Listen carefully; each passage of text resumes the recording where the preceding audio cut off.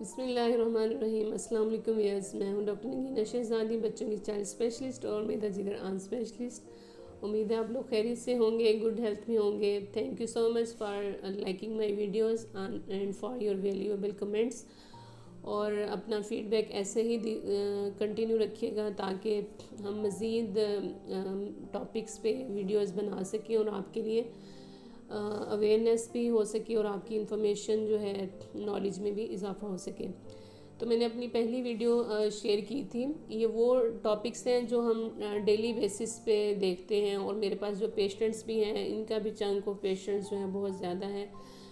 तो मैंने इसीलिए ज़रूरी समझा कि इसको मुझे इस प्लेटफॉर्म पे आके बताना चाहिए कि काउज़ मिल्क प्रोटीन एलर्जी क्या है और उसके क्या अलामात हैं और कैसे इसको ट्रीट करना चाहिए। इसकी सिम्टम से रिलेटेड मैं अपनी पहले वीडियोस अपलोड कर चुकी हूँ। तो आज हम बात करते हैं कि मिल्क एलर्जी जो है आया कि ट्रीटेबल है कि नहीं, और आप इसको कैसे जो है वो लेके चल सकते हैं, और आया कि ये सारी उम्र चलती है या बच्चा बिल्कुल ठीक हो जाता है। तो मिल्क एलर्जी और लैक्टोज इंटॉलरेंस, इनमें क्या फ़र्क है।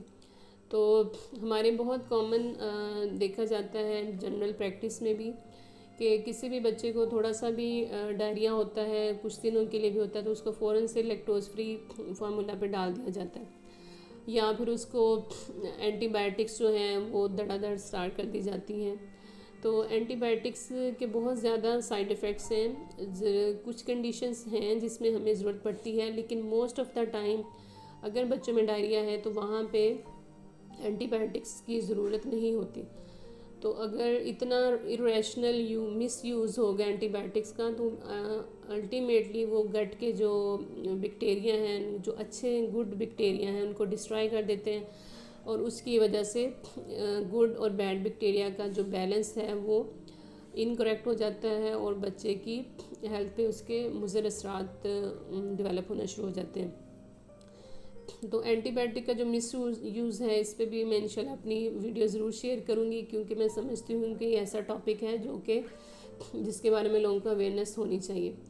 तो लैक्टोज इंटॉलरेंस की सिम्टम्स और काउज़ मिल्क प्रोटीन एलर्जी की सिम्टम्स बहुत ज़्यादा आपस में मिलती जुलती हैं, लेकिन इनको हम क्लिनिकली ही डिफ्रेंशिएट करते हैं। और बाकी बच्चे में अगर मोशन, रैश और उल्टियाँ हैं और बच्चे की नशोनुमा नहीं हो रही, और बच्चे का जैसे ही आप दूध चेंज करते हैं और ऐसी प्रोडक्ट जिसमें काउज़ मिल्क पाया जाता है या वो प्रोडक्ट्स जो दूध से बनी होती हैं, उन चीज़ों को आप बंद करते हैं, और अगर माँ का दूध बच्चा ले रहा है तो माँ को भी ऐसी प्रोडक्ट्स जो कि गाय के दूध या दूध से बनी होती हैं वो बंद कर दी जाती हैं। तो बच्चे की सिम्टम्स में बहुत ज़्यादा इम्प्रूवमेंट आ जाती है। और ये कि ये प्रॉब्लम बिल्कुल ट्रीटेबल है। इसको ज़्यादातर बच्चे 90% बच्चे फ़र्स्ट ईयर ऑफ लाइफ में ठीक हो जाते हैं। जो रिमेनिंग 5 to 10% हैं वो 2 से 3 साल की उम्र में बिल्कुल ठीक हो जाते हैं। और लैक्टोज इंटॉलरेंस जो है वो टोटली डिफरेंट डिजीज़ है, और काउज़ मिल्क प्रोटीन एलर्जी जो है वो इससे डिफरेंट डिजीज़ है। और ये कि इसको टोटली क्योरेबल है, और एक प्रॉपर कंसल्टेंट पीडियाट्रिक गैस्ट्रोएंटरोलॉजिस्ट जो है वो ही इसको आइडेंटिफाई करके और ट्रीट कर सकते हैं।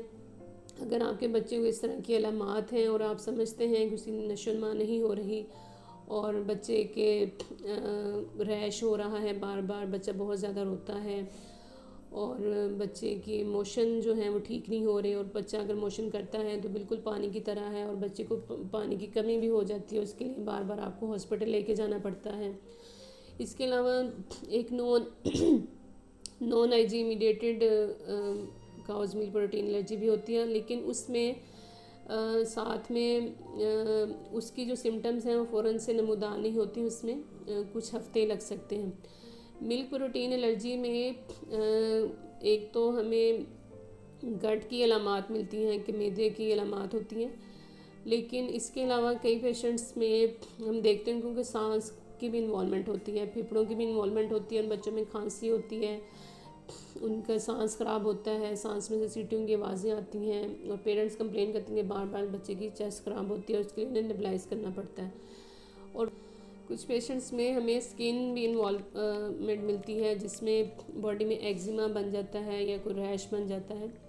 तो ये सारी वो अलामात हैं जिसमें मिल्क प्रोटीन एलर्जी को ज़रूर कंसीडर करना चाहिए।